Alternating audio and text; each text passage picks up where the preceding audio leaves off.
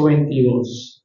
Doy gracias al Señor por esta bella oportunidad que me concede para poder conversar con ustedes y recordar las Santas Escrituras en un día que se ha denominado para muchos como la resurrección.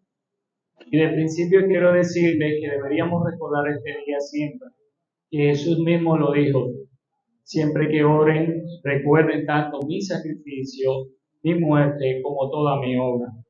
Aunque el mundo ha separado esta fecha, nosotros como creyentes y lo que hoy, a partir de hoy, como el tío, el padre y todos los que nos visitan, los padres que presentaron esa preciosa bebé, que se quedan hoy con nosotros por fe, que sean parte de la familia de la fe, creemos y sabemos que Cristo está en nuestra mente y corazón cada día, en cada temporada del año. Doy gracias al Señor, a mi hermano Robert por la invitación, a todo el equipo, al pastor y a la iglesia.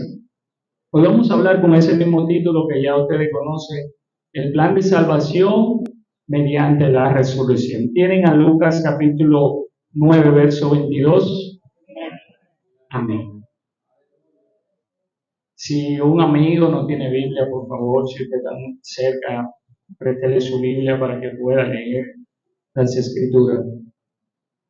Y diciendo: es necesario que el Hijo del Hombre padezca muchas cosas y sea desechado por los ancianos, por los principales sacerdotes, por los escribas, y que sea muerto y resucite al tercer día. Y hemos orado. Puede sentarse, muy amable. Con ese mismo título es que vamos a hablar hoy: el plan de salvación por medio de la resurrección. Si observamos las Escrituras, podemos notar que desde el principio el Señor eligió un cordero, que ese cordero iba a ser la ofrenda para todo el sacrificio. Y no me estoy refiriendo al corderito o al animal que se llevaba al tabernáculo, sino a Jesús, a Jesucristo. Y digo esto de entrada para que entendamos todo lo que vamos a hablar de hoy, que el plan de salvación pudiésemos resumirlo en 2 minutos, en 1 minuto. El plan de salvación mediante la resurrección o el plan de salvación de la humanidad se resume en que Dios eligió a Jesús desde antes de la fundación del mundo. Quizá no recuerde todo lo que yo voy a decir, pero si puede recordar estas pequeñas frases, es el todo de las Escrituras y es el todo de la vida cristiana. Reconocer que desde el principio de la eternidad, desde antes de la fundación del mundo, fue elegido ese cordero, esa ofrenda preciosa que iba a ser el cordero inmolado para salvarte a ti y salvarme a mí. Debemos dar gloria a Dios por eso. Otro punto que quisiera establecer es que la resurrección es una doctrina fundamental para la vida cristiana y el Evangelio. Pensemos que no cree. Si hay alguien que no cree en la resurrección de Cristo, busquemos ese enfoque. Si no cree en la resurrección de Cristo, no cree en su muerte. Si no cree en la resurrección de Cristo, no cree en el bautismo, que es de salvación para pecado, y el bautismo en el Espíritu. Si no cree en la resurrección de Cristo, no cree en la promesa que hay vida después de la muerte y que Cristo no va a resucitar. Entonces eso sería la importancia de la resurrección. ¿Por qué debo creer en ella? Por múltiples razones. Y que es una doctrina fundamental en las Escrituras. El texto que he elegido, quiero comentar un poco acerca de este texto. Jesús le repitió tantas veces a sus discípulos acerca de su muerte, resurrección y ascensión. Y aunque hoy no vamos a hablar de la ascensión, pero el ministerio de Cristo tiene esos pilares, esos puntos cardinales. Está su nacimiento, su ministerio, su muerte, su resurrección y su ascensión. Y su trabajo que sigue estando por nosotros, como lo establece la carta de Juan, intercede por nosotros. Y todo creyente debe creer esto.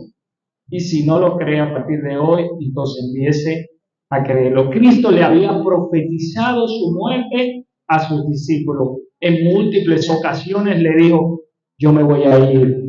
Ellos se entristecían cada vez que le decía estas informaciones. Me voy, el Hijo del Hombre va a ser muerto, el Hijo del Hombre va a resucitar al tercer día. Pero era tan difícil comprender que su maestro, con el que estuvo con ellos, dándole enseñanza por 3 años y medio, de repente ahora le dice que él tiene que irse, que él tiene que dejarlo, que su vida va a continuar, pero desde otra óptica, desde otro plano, que iba a venir otro personaje que iba a hacer la función de consolador, quien iba a consolar de pecado, de justicia y de juicio. Y me refiero al Espíritu Santo. Aquí en el pasaje que hemos elegido de Lucas capítulo 9, Jesús le está recordando su muerte. Jesús le está diciendo, es necesario que el Hijo del Hombre padezca muchas cosas. No voy a ampliar mucho este detalle porque sé que con la exposición magistral que tuvieron el miércoles y la ponencia magistral que tuvieron el viernes, quizá lo que yo le diga hoy son pequeños datos, porque ya ustedes han estado expuestos a conferencias e informaciones muy relevantes acerca de Cristo y de su muerte. Pero solo hacer esta pausa. Tenía que morir. Para resucitar, tenía que morir.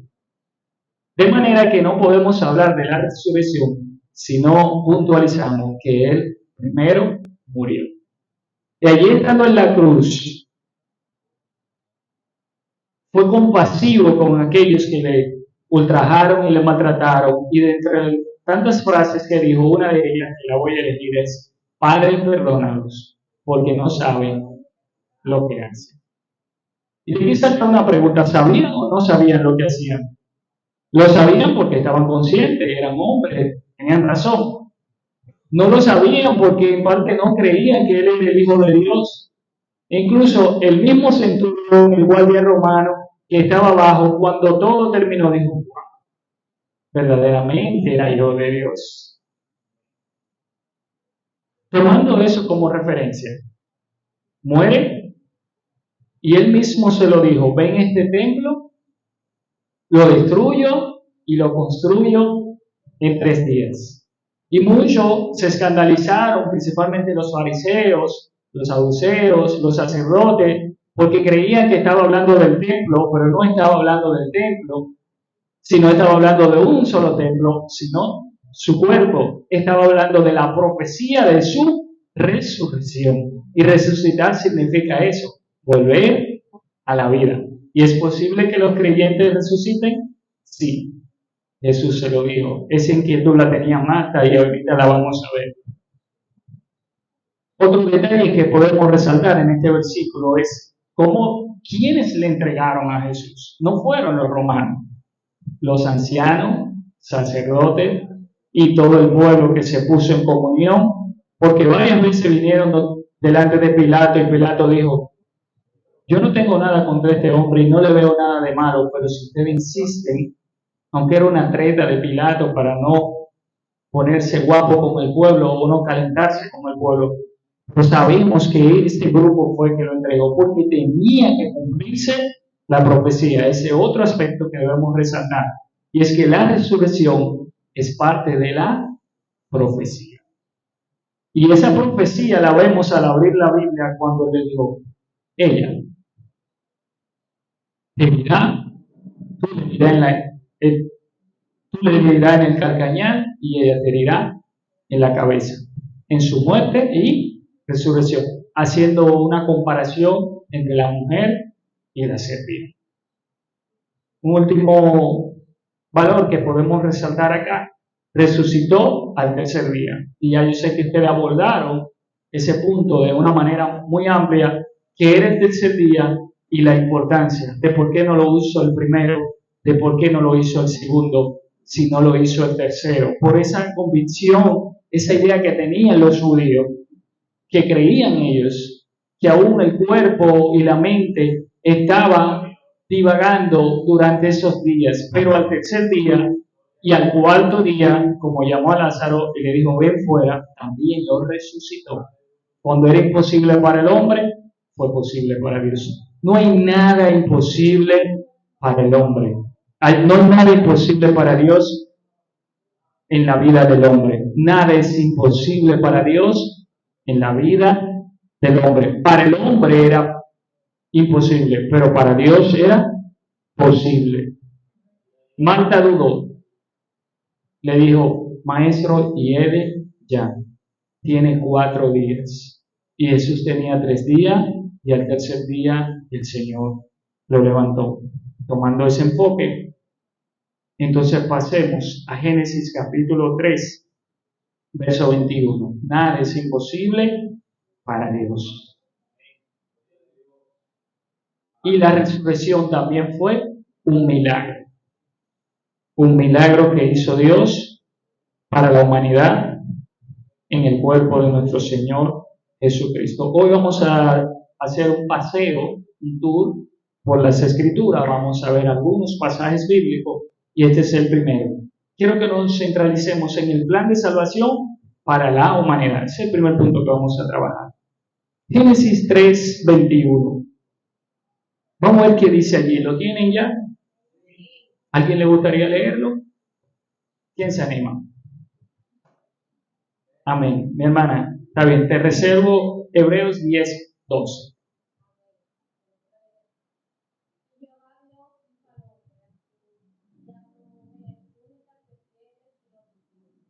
Amén, gracias. Ahí mismo Hebreos 10, 12. Sacrificio de los pecados. El plan de salvación de la humanidad consistió en el sacrificio de esos pecados. Y estamos hablando cuando abrimos la Biblia. Bien. Hebreos 10, 12.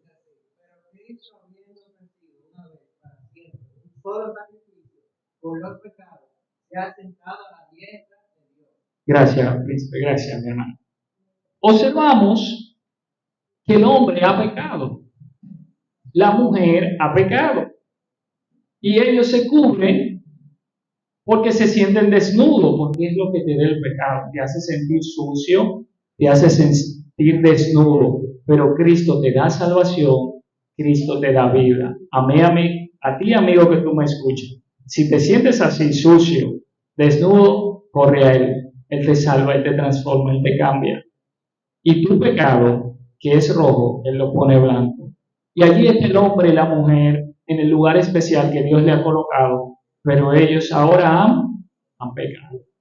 Se sienten inútiles, sucios, débiles. No se sienten gratos delante del Señor. Y como ellos estaban cubiertos, pero no era completo, observamos este punto aquí, que el Señor hizo túnicas de pieles y los vistió. No lo dice el texto, pero podemos extraer que si hizo túnicas de pieles, se refiere a animales. Y una pequeña inferencia, si es permitida, en este pasaje, es que podemos llegar a la conclusión que si hubo animales y hubo pieles, aunque no era necesario que el Señor lo hiciese, si Él no lo quería, pero solo es una imagen del sacrificio que vamos a ver luego, tanto del que el pueblo iba a hacer, como el que iba a ser el verdadero cordero. Por eso volvemos a Hebreos 10, 12. ¿Puedes repetirlo, hermano, por favor? Porque esos dos textos son fundamentales para lo que vamos a hablar. Pero Cristo, habiendo ofrecido una vez para siempre un solo sacrificio por los pecados, se ha sentado a la diestra de Dios. Amén. ¿Cuántos sacrificios ofreció Cristo, hermanos? Por libertad. ¿Cuántos? 1. Una vez sí y para siempre. En esta versión que estamos leyendo, que es una versión totalmente literal, lo pone claro, no deja idea fuera, no deja un grupo. Una vez sí, para siempre. Ese sacrificio fue completo, ese sacrificio fue perfecto, ese sacrificio fue eterno y ese sacrificio fue una vez y para siempre. Estamos hablando del plan de salvación para la humanidad. ¿Y por quién hizo eso Cristo? Repito, lo hizo por ti y lo hizo por mí.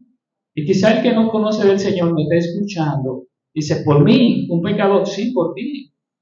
Pero usted no sabe quién soy yo. No, yo no sé quién tú eres. Yo no sé qué tú has vivido. No sé los caminos que tú estás. Pero el Cristo, el que me llamó, el que dice las Escrituras que hizo el sacrificio, lo hizo por ti y lo hizo por mí. Ahora está de ti que tú quieras valorar ese sacrificio y vivir a la altura de él. Vayamos a Éxodo capítulo 4, verso 31, por favor. Y ahí mismo pasamos a Hebreos 11, 6.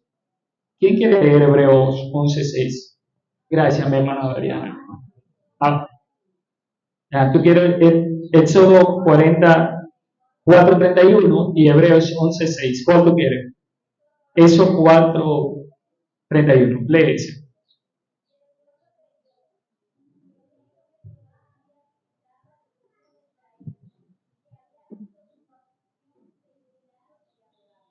Amén. Estamos hablando en ese episodio que Dios llama a Moisés.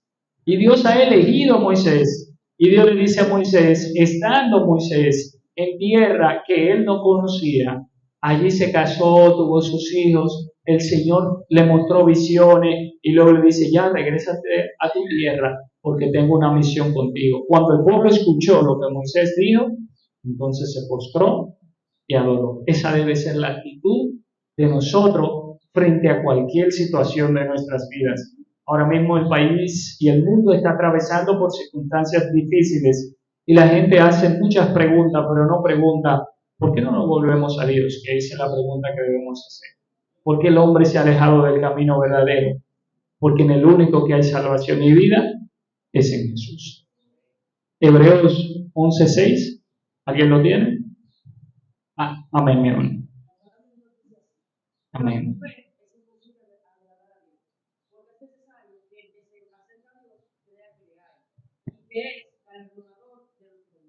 Amén. ¿Por qué vinimos a Él? Porque Él nos perdonó primero y que sabemos que en Él hay. Y hay galardón. Y no estamos hablando de un galardón material, estamos hablando del regalo más precioso y es la vida eterna. Hablemos ahora del arrepentimiento de los pecados. Yo quiero, ustedes conocen esa cita y en la pandemia la escuchamos muchas veces. Segundo libro de Crónicas 7:14. ¿Quién lo puede leer? ¿Quién lo tiene? Y es mi invitación para República Dominicana y para el mundo hoy.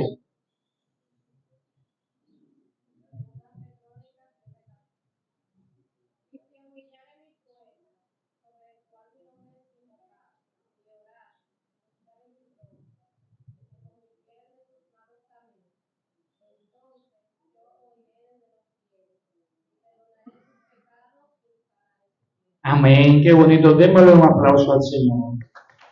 Eso es lo que Dios quiere hacer hoy con nosotros. El arrepentimiento de pecados. El plan de salvación consiste en que tú te arrepientas y que yo me arrepienta. Porque ya el sacrificio fue efectuado. Lo expresé que fue efectuado antes del hombre estar en ese cuadernito, en esa libreta para usar la imagen. Ya Dios había elegido, dijo, tengo uno que va a redimir los pecados del hombre. Pero Dios ha elegido este método, esta opción, vamos a llamarla así. Es necesario que nos arrepintamos. Hubo una nación que un profeta fue a predicarle porque Dios le profetizó y él no quería hacerlo. ¿Se acuerdan? Es un profeta muy conocido que está dentro de los libros proféticos, pero prácticamente no profetizó.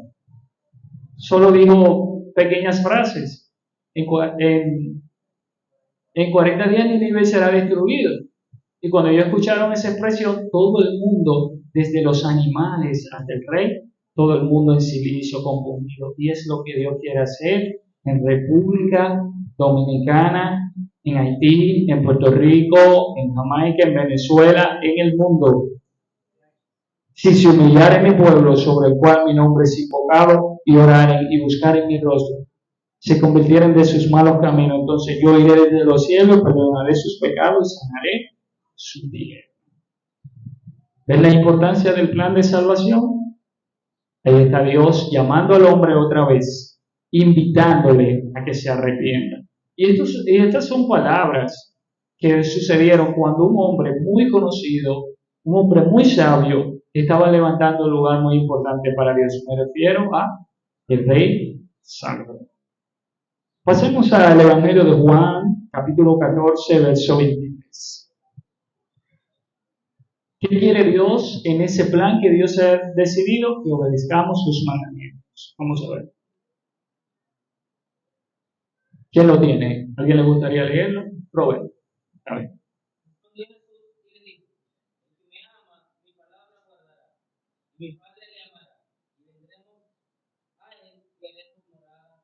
¿Puede repetirlo, por favor?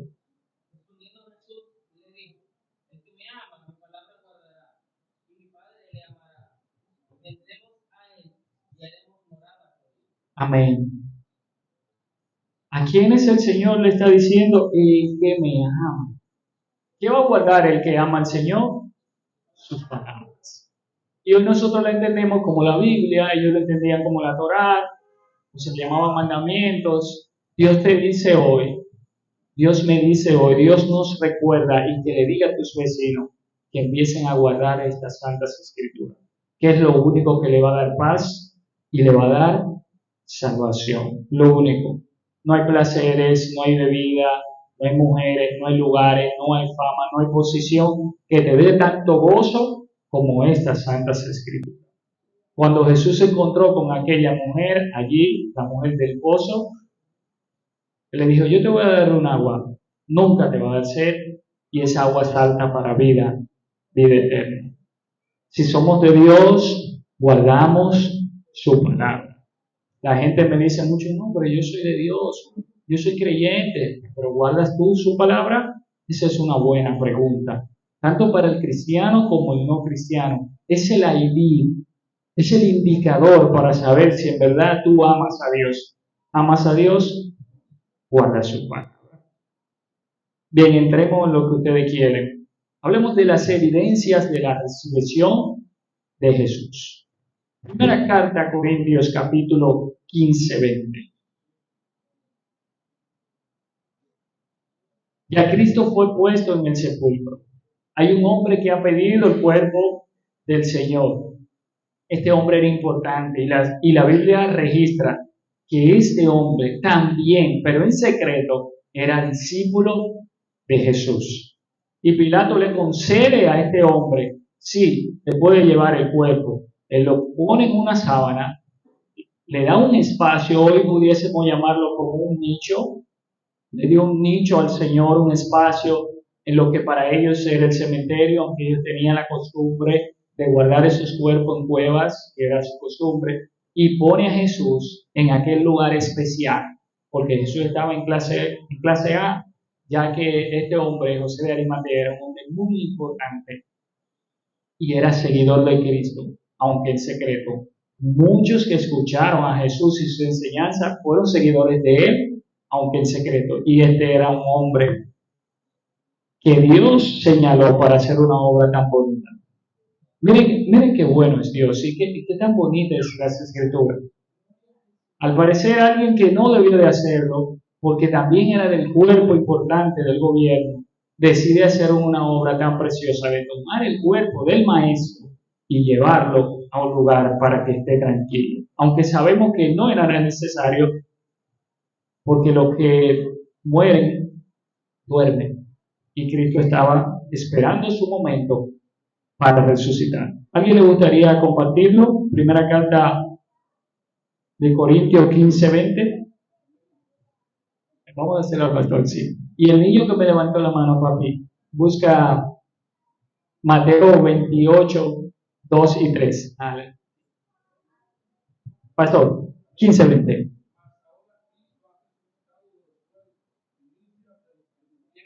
es hecho. Gracias, pastor. Este es uno de los pasajes que más dificultades le ha dado a los pensadores bíblicos.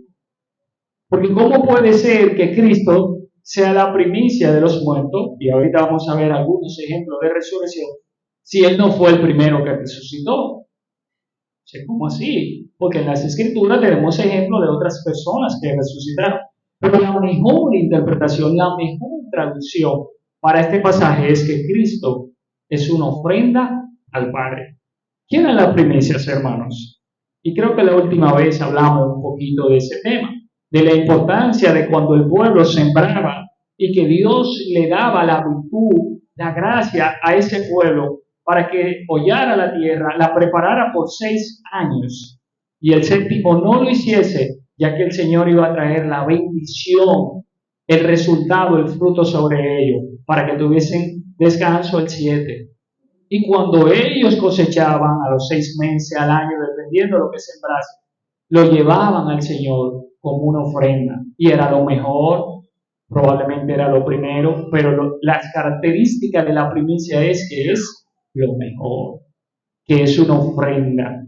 Y allí está Cristo entregándose en un madero, colocado en una tumba, y al tercer día la deja vacía y se convierte en una ofrenda para el Padre.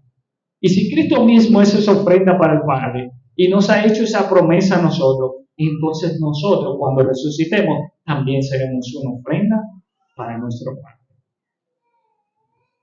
¿Qué pasa en este panorama? Observamos el capítulo 28 de Mateo y está allí sucediendo algo especial. Vamos a escuchar. Sí.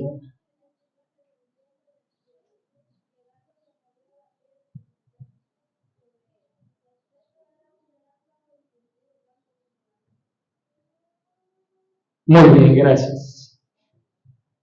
¿Qué pasó? Un gran terremoto. Observamos que Dios está en control de la naturaleza también, que nada sucede por suceder. El anuncio de que ya venía la profecía a cumplirse, porque probablemente ya estaba efectuada, pero era lo que el hombre necesitaba para creer. Dios decidió, déjame despertar la tierra, un terremoto, un temblor. Y todos los que estaban allí, que lo vamos a observar luego, en este sentido, estos 2 guardias se asustaron, porque como pensar que hace 3 días estaba aquí y ahora todo aquí está temblando, era algo inusual para ellos, era algo inusual en la historia, pero sí en la agenda de Dios, sí en la profecía de Dios, se iba a cumplir. Pero no solo eso que llama mi atención. El terremoto llama mi atención porque lo vemos en las Escrituras. Cuando Dios quiere llamar la atención del hombre, usa lo que el hombre conoce para llamar su atención. Y le citaré solo 2 ejemplos. Moisés, cuando está frente a la zarza, la había visto, pero de repente un día él se acerca y ya la zarza está ardiendo y no se consume. Y el texto es claro cuando dice Dios estaba llamando su atención.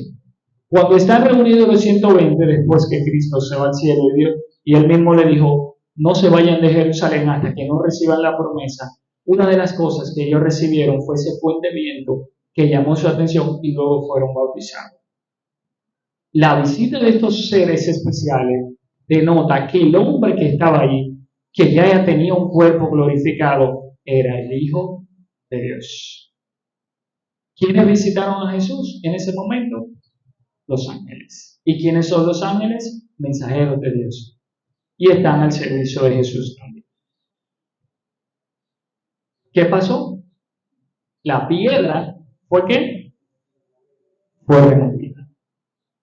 Vamos a ver qué dice Marcos capítulo 16, verso 6. ¿Alguien no le ha dado cita? ¿Desea una? Mi hermano Rubén. 16, 6. Mas él les dijo, no os asustéis, buscáis a Jesús Nazareno, el que fue crucificado, ha resucitado. No está aquí. Mirad el lugar en donde le pusieron. Amén. No se asusten. Provocó miedo y asombro. Le dijo, no se asusten. Jesús, el que ustedes pusieron aquí, ya no está. Ha resucitado. Y podemos revisar que esa frase se repite tantas veces porque tiene un gran significado. Fue lo que leímos en Lucas capítulo 9. Es necesario que el Hijo del Hombre parezca muchas cosas, que sea muerto, pero que al tercer día que resucite.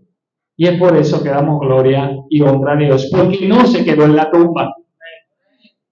Está vivo. Cuidado si algunos lo están celebrando en la tumba, otros lo están celebrando en el Calvario. Ya Él no está ahí. Él ha resucitado. Y es la mejor noticia que podemos darle al mundo. Cristo vive, Cristo ha resucitado. Y aunque esta noticia hoy es alegre para nosotros, para ellos fue un poco de angustia. Pero hoy para nosotros es de gran gozo. Y observamos ahí mismo en el Evangelio de Mateo, el versículo 4, ¿qué produjo esto en los guardias que estaban ahí? Se lo voy a leer yo. Y de miedo de él los guardias temblaron y se quedaron como muertos. Quiero hacer una pausa aquí y recordar algo. Los mismos fariseos y los sacerdotes se acercaron a Pilato y le dijeron, después que ya había muerto, probablemente tenía un día ya, se acercaron, acuérdate la frase que ellos usaron, que ese le dijo a su gente que al tercer día iba a resucitar. Por si acaso, pongan 2 guardas, pongan 2 centinelas. Oiga cómo piensa el hombre. Pero el Señor se lo permitió, está bien, pongan sus guardias. Con eso no hay ningún problema. Sin embargo, ¿qué hizo Dios? Que los guardias mismos tuviesen ¿qué? Miedo y temblaran.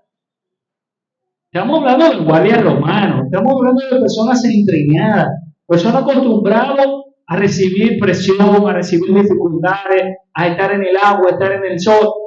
Bueno, estuvieron con Jesús ahí todo ese tiempo, en la cruz, todas esas horas y con los demás, y no se cansaron, y de repente ahora, con el terremoto y lo que está sucediendo en la tumba, unas personas que están entrenados para la guerra, entrenados para matar, están temblando y tienen miedo. Como que son características muy raras en la vida de una persona que lleva una espada, en la vida de una persona que lleva una pistola.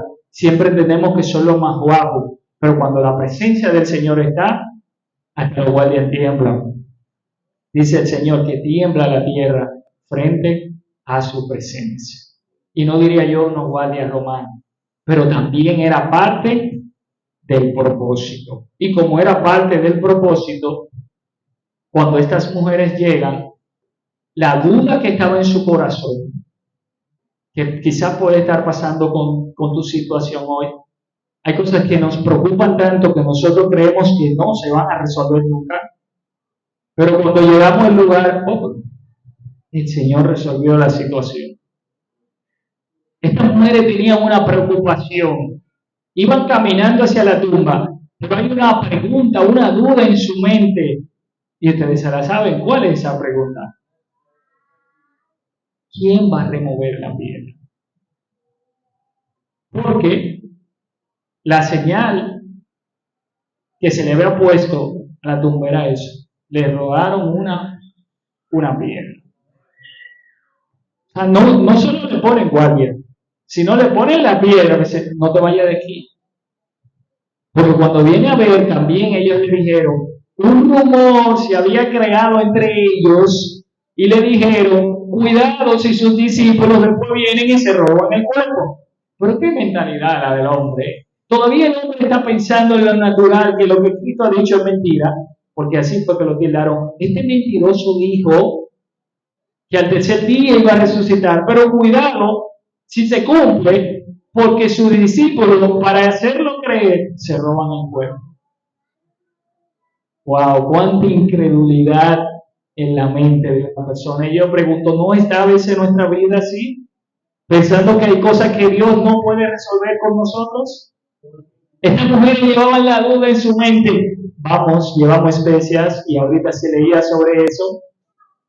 Llevan especias, van hacia el lugar, pero ¿y quién le va a remover la piel? ¿Quién lo va a ayudar? Dice el hermano. Y ahora, ¿quién podrá defender? Lucas capítulo 24, verso 1.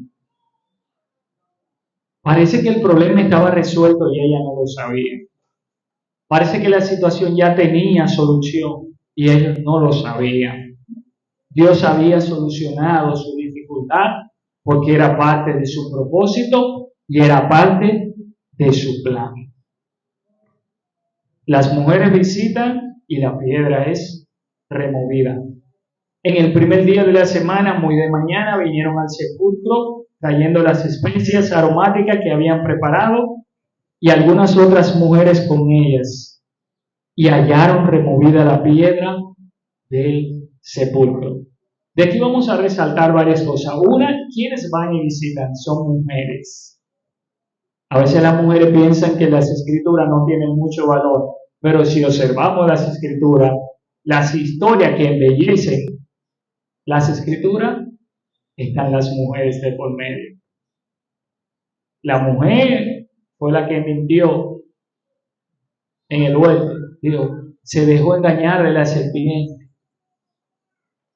Pero Dios dice, de la simiente de la mujer es que va a venir el Salvador. Dios ha salvado a la mujer, Dios la ha rescatado.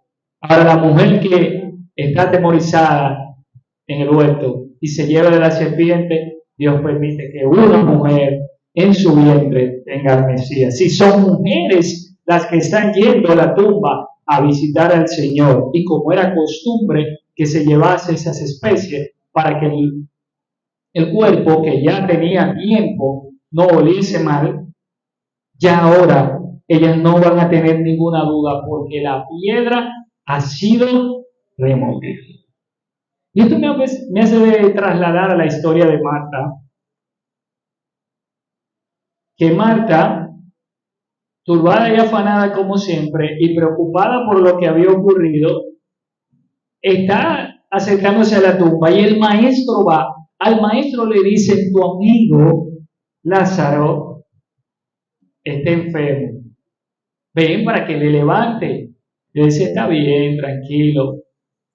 Se queda 2 días más. Cuando Lázaro muere, es que él se aparece. Señor, si tú hubieses estado aquí, mi hermano no hubiese muerto. Es el pensamiento de Marta. Marta, tranquila, yo lo voy a resucitar. Sí, Señor. Capítulo 11, verso 23, 24 de Juan. Sí, Señor, yo sé que Él va a resucitar en el día postrero. Y sé que ya ustedes detallaron ese tema del día postrero. Lo va a resucitar en el día postrero. Marta, yo te he dicho que si crees, verás la gloria de hoy. Es hoy, Marta, que yo lo voy a resucitar. Yo te estoy diciendo que hoy yo lo voy a transformar. Yo lo voy a resucitar. Yo lo voy a cambiar. No solo en el día postrero, sino hoy. Pero si tú lo crees.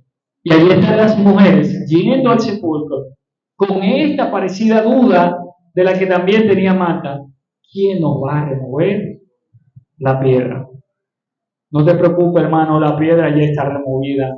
No te preocupes, hermano, la situación, el Señor la puede cambiar. A veces nos abrumamos con las situaciones, pero cuando confiamos en el Señor, si es su voluntad, si es su tiempo, Él lo hace. Si no es su voluntad, si no es su tiempo, si no está dentro de su propósito, no va a suceder. Juan 21.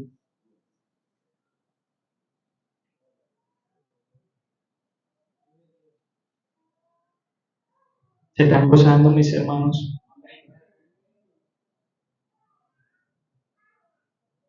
Y nos estamos acercando a unos episodios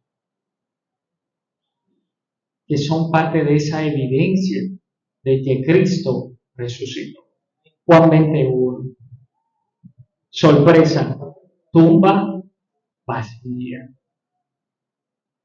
Ahorita hablábamos que la frase ha resucitado era la frase de alegría. Ahora hay una sorpresa, hay una tumba vacía, o alegría o preocupación. ¿Alguien quiere leer? ¿Quién se anima? El primer día de la semana, María Magdalena fue de mañana, siendo aún oscuro, el sepulcro y vio quitada la piedra del sepulcro. Amén.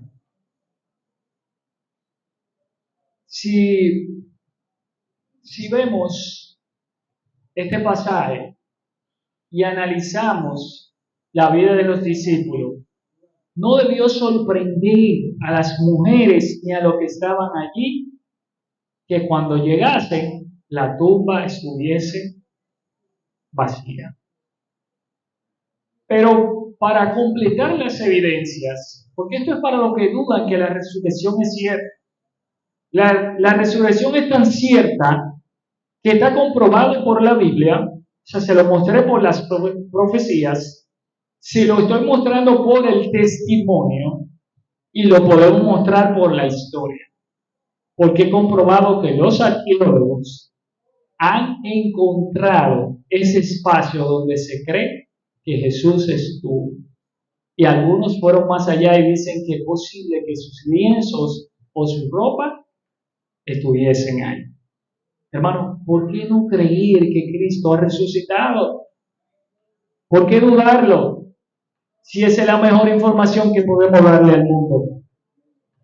Mahoma se quedó en su tumba. ¿Sí o no? No se pudo levantar. Sócrates no se ha levantado de su tumba. Aristóteles tampoco. Benjamin Franklin mucho menos. Juan Pablo II no se ha levantado de su tumba. Pero mi Cristo está vivo. Eso es motivo de alabanza, eso es motivo de gloria. En el mismo capítulo 20 que hemos elegido, podemos notar en el versículo 4, del 4 al 9, algo que sucede, y es lo que pasa con los discípulos cuando van a la tumba. Corrían los dos juntos, pero el otro discípulo corrió más prisa que Pedro y llegó primero al sepulcro. Aunque no dice el nombre, pero hay mucha probabilidad que se refiera al discípulo llamado el discípulo malo. Y bajándose a mirar, vio los lienzos puestos allí y no lo encontró. Luego llegó Simón Pedro tras él y entró en el sepulcro y vio los lienzos puestos allí y el sudario que había estado sobre la cabeza de Jesús, no puesto por los lienzos, sino enrollado en un lugar aparte. Entonces entró también el otro discípulo, no había entrado, que había venido primero al sepulcro y vio y creyó. La resurrección provoca en la vida del creyente fe, creer en el Hijo de Dios. Estamos hablando de personas que tuvieron 3 años más con Cristo, caminando, escuchando sus enseñanzas, y todavía al parecer no creían que Él le dijo resucitaré al tercer día. Pues no nos debe sorprender que hoy haya personas que no crean, si ellos que estaban con Él, face to face, con la masterclass, tomando nota con el maestro, frente a frente, escuchándolo, caminando, viendo los milagros. Pero es bueno que uno lo lea, porque a veces uno lo lee y no lo entiende. Creyó, porque aún no habían entendido la Escritura, que era necesario. Aquí se repite la palabra que leímos al principio. Es necesario que el Hijo del Hombre padezca. ¿Y qué va a suceder? Va a resucitar. Que era necesario que Él resucitase de los muertos. Está comprobado, están los discípulos de Jesús, se van corriendo, uno llega primero, no se atreve, solo mira, el otro entra y sorpresa. No es del cuerpo, no solo es que están los lienzos, sino que ahora el sudario y toda la parte que Jesús usaba, parte de su vestidura, de su ropa, están dobladitos. El Señor es muy organizado. Qué lindo es el Señor, qué bueno. Es para que no creyeran, se lo mataron, se robaron al Señor. No hay dudas. Algo pasó, porque si está doblado, mi hermana, las mujeres que saben de eso, de planchar y doblar, es porque alguien está presente, porque alguien está vivo. ¿Ustedes lo creen, mis hermanos? Le doy un último ejemplo de evidencia. No es porque no haya más, es porque no hay tiempo, porque las escrituras están repletas de esto. Vamos a Lucas 24.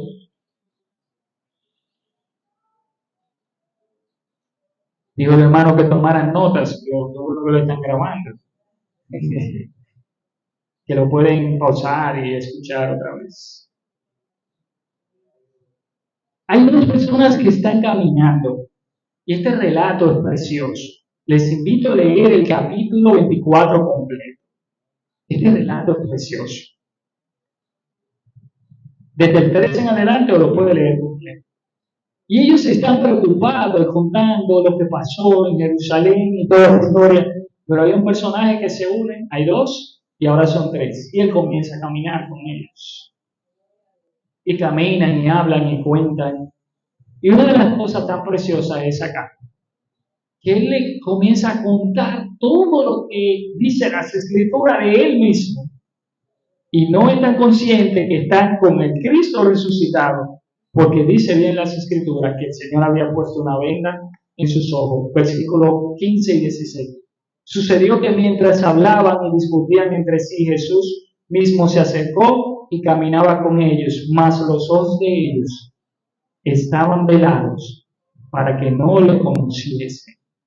Era propósito de Dios que caminaran en ese momento y no lo identificaran. Incluso lo invitaron a comer. Y él dijo, no vemos, me voy. Como que hizo que se iba, dice el texto. No, ven, quédate, te va a ir tarde de noche. Es muy peligrosa la calle. Y compartían el pan. Cuando él partió el pan, como que su mente comenzó a pensar. Porque la forma que Cristo partía el pan, la forma que Cristo le hablaba, todo eso como que volvió a su mente. Cuando ellos quisieron hablar, de repente se va. Y cae en cuenta, pero estuvo con nosotros y no sabíamos que era Jesús. ¿Cuántas veces el Señor nos ha visitado nuestras vidas y a veces no sabemos que Él está con nosotros o que Él está aprobando o desaprobando las cosas que hacemos? Estos caminantes en el camino de Emaús, como se le llama, nunca pensaron que la visita de ese momento era una visita estrella, un personaje importante que su mismo maestro, porque estos eran discípulos. Jesús tenía más discípulos. Conocemos de 12. Y uno era de perdición, luego vino el que se conmemoró para ocupar el puesto de Judas. Pero Jesús tenía muchos discípulos y discípulos. Pues tomando eso en cuenta, ahora vamos a ver algunos ejemplos en las Escrituras de la resurrección. Algunos. ¿Qué pasó con Elías y la viuda de Sarepta? Primer libro Reyes 17, 21 y 22. Voy a mencionarla todas, pero solo voy a elegir la de Elías.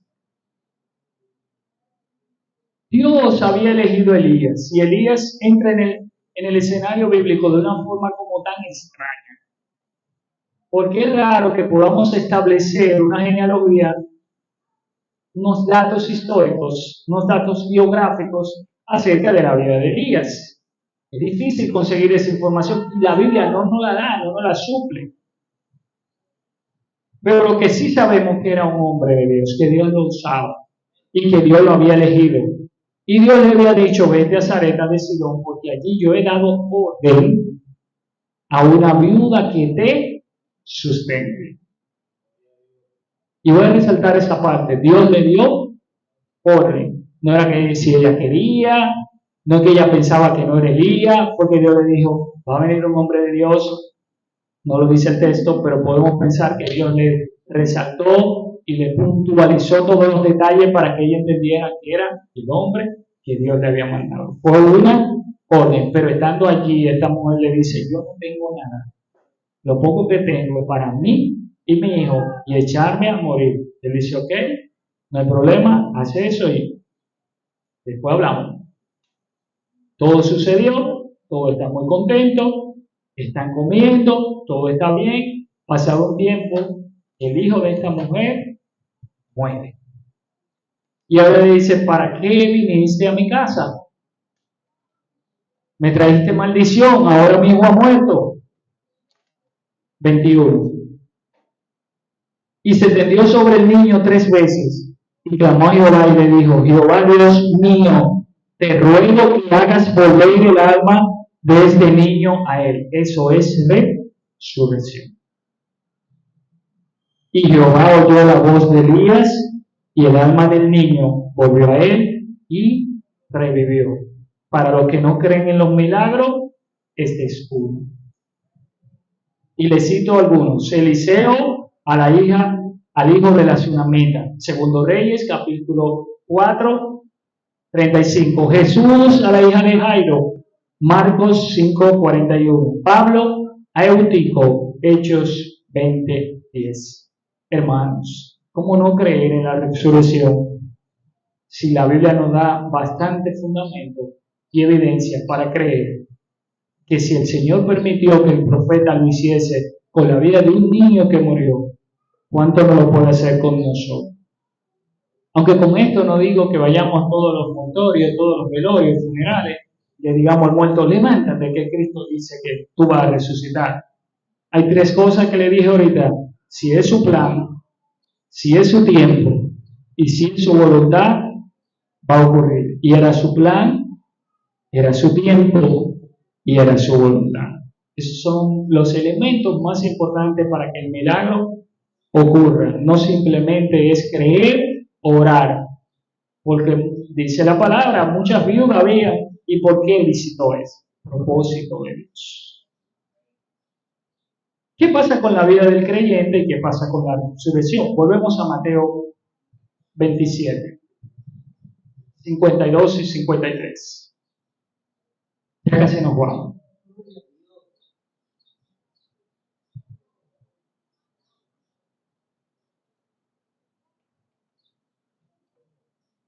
...27, 52 y 53. Ahora yo quiero mostrarle que después que Cristo muere y resucita, también hermanos santos resucitaron. ¡Qué gloria! ¡Qué bendición! Es para los que estaban ahí, no dudaran, mi hermano, no dudaran, mi hermana, creyeran que Cristo también resucitaría. Y se abrieron los sepulcros y muchos cuerpos de santos que habían dormido se levantaron, y saliendo de los sepulcros, después de la resurrección de él, vinieron a la santa ciudad y aparecieron a muchos. ¡Wow! Tremendo, un escándalo.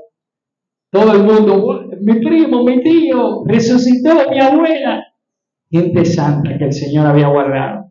Claro, con esto no estoy diciendo que vivieron más, si no era parte del propósito, se entiende que luego fallecieron, porque también está reservado que el hombre va a volver a resucitar. Morimos al pecado y resucitamos a Cristo. Y hay una segunda muerte que no la queremos sufrir, que es la muerte eterna, porque la física la vamos a sufrir, pero la eterna no la queremos sufrir. Queremos resucitar para gloria y no para juicio, como lo vamos a ver luego. Los cuerpos de estos hermanos se levantaron, el creyente y la resurrección. ¿Qué nos dice Pedro? La primera carta, capítulo 1. Pedro, que es un testigo ocular de lo que estamos hablando. No estamos diciendo que se lo contaron, no estamos diciendo que lo leyó. Él mismo confirma que él lo vio. Versículo 3. Bendito es Dios y Padre nuestro Señor Jesucristo, que según su grande misericordia nos hizo renacer para una esperanza viva. La resurrección produce fe. La resurrección produce en nosotros vida, pero vida eterna. Hay una esperanza para los santos. Hermano, la esperanza no se quedó en la tumba. La esperanza no se quedó en el Calvario. Tenemos una esperanza viva. Y si Pedro lo dice que lo vio, aunque esté en la Biblia, pero lo creo porque sé que él lo vio. Y nadie le puede decir que no, porque él lo vio. Por la resurrección de Jesucristo de los muertos. Otra vez se repite esta frase. Cristo resucitó de los muertos. ¿Por qué será que se repite tanto esta frase? Porque como decía el hermano, el enemigo está guapo, pero Cristo está vivo.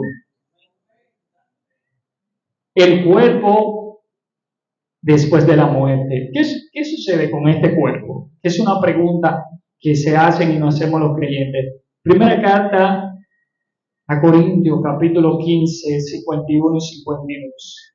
También les invito a leer ese capítulo 15 completo.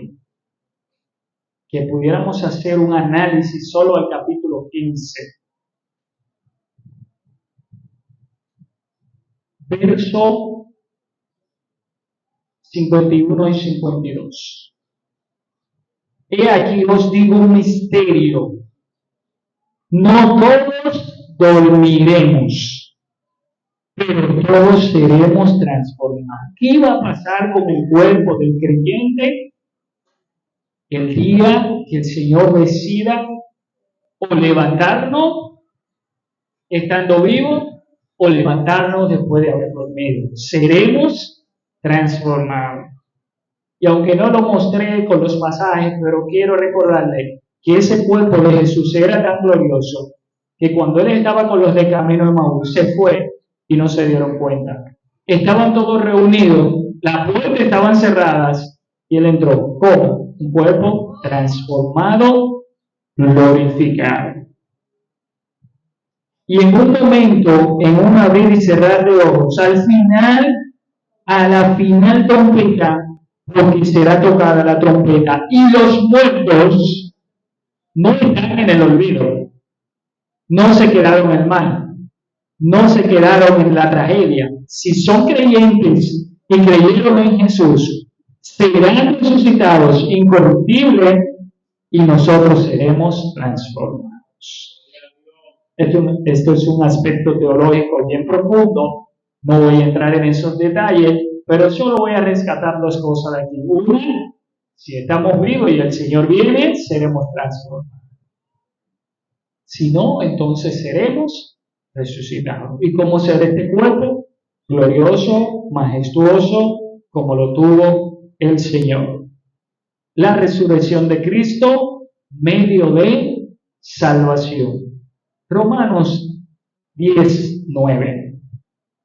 Si alguien no confiesa a Cristo como Rey y Señor, no puede servirle. Si alguien no confiesa a Cristo como Rey, Salvador y Señor, no puede salvarse. 9. Que si confesares con tu boca que Jesús es el Señor y que creyeres en tu corazón que Dios se levantó de los muertos, estamos hablando de resurrección. ¿Ves la importancia de creer en la resurrección? Y ustedes dirán, hermano, ¿y si la persona no puede hablar? Porque esa pregunta siempre se hace. ¿Y si está en un estado complicado de salud? Bueno, tomamos la otra parte del texto. Si lo crees en tu corazón, que Él se levantó de los muertos, si no lo puedes confesar, no si no lo quieres confesar, si no lo puedes confesar, como Él escudriña hasta lo más profundo de la mente y del corazón, que se levantó de los muertos, serás salvo. ¿Qué será? salvo. Juan, el Evangelio 3, 14 y 15.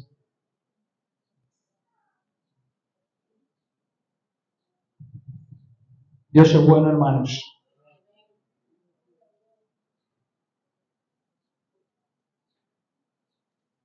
También les invito a leer y a saborear este Evangelio. Como Moisés levantó la serpiente en el desierto, qué grande es el Señor. Estamos hablando de la resurrección como medio de salvación. Y esta resurrección ofrece una vida eterna.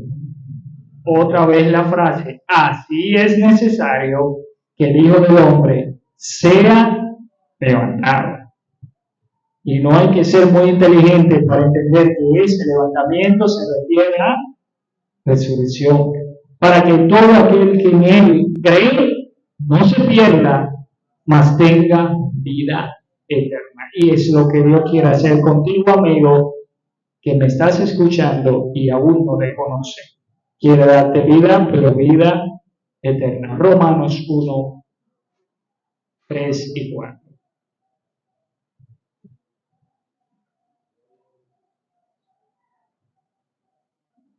Acerca de su Hijo, nuestro Señor Jesucristo, que era del linaje de David según la carne, que fue declarado Hijo de Dios, con poder según el Espíritu de santidad, por la resurrección entre los muertos. Qué bueno es el Señor. Podemos adorarle. Podemos decir que la resurrección también estuvo presente en la predicación de los apóstoles. Cuando Pedro está allí dando su discurso, una de las cosas que le dijo es el Jesús al que ustedes mataron, pero resucitó de los muertos al tercer día. De manera que estamos invitando a los predicadores a hablar de la resurrección, porque estaba presente en todas las predicaciones de los discípulos, de los apóstoles, y hoy debe estar presente en los labios nuestros. Es un regalo, es una gracia que el Señor nos da a través de la resurrección. Romanos 4:25.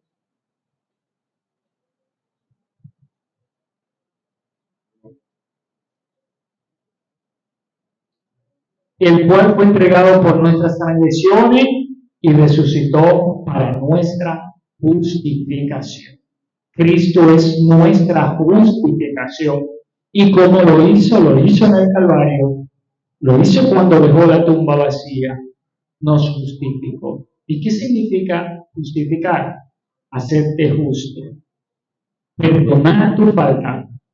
Perdonar tu pecado. Asumir esa responsabilidad. Echarse la culpa.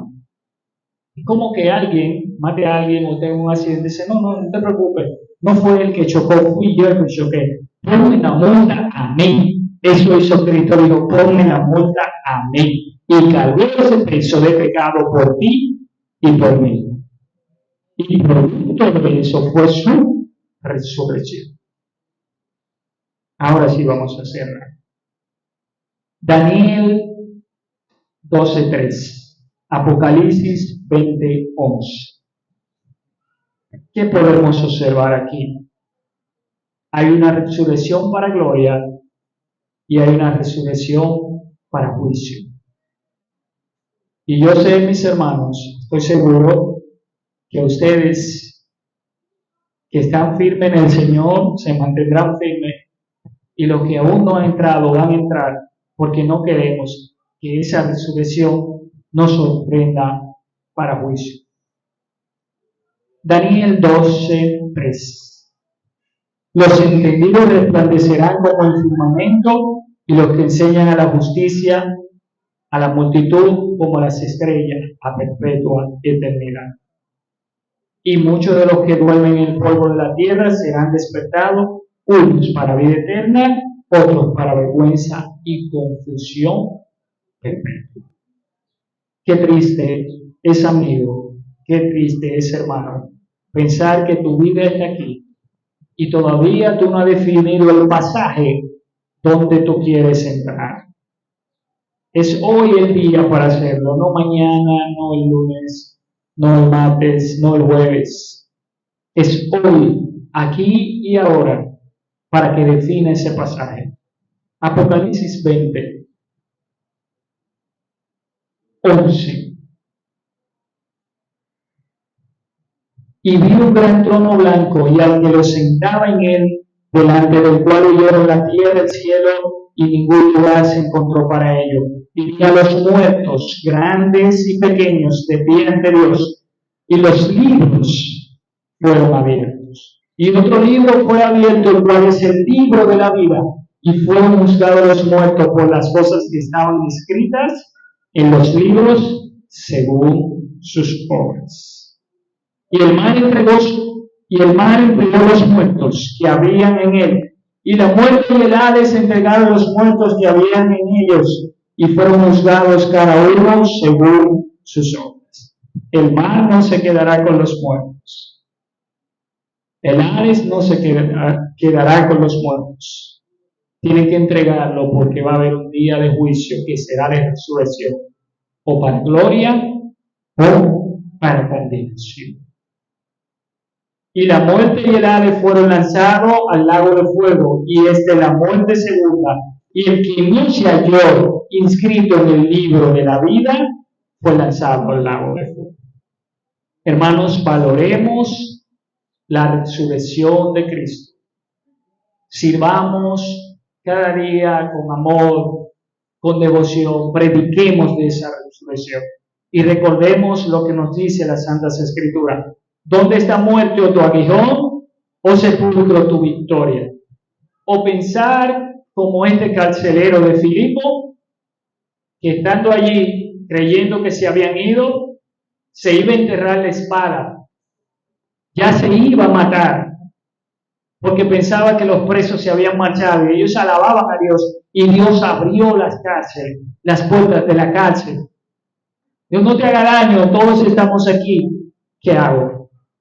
Cree en el Señor Jesucristo y serás salvo tú y tu casa. Dios te bendiga, Dios te guarde. El plan de salvación mediante la resurrección. Gracias.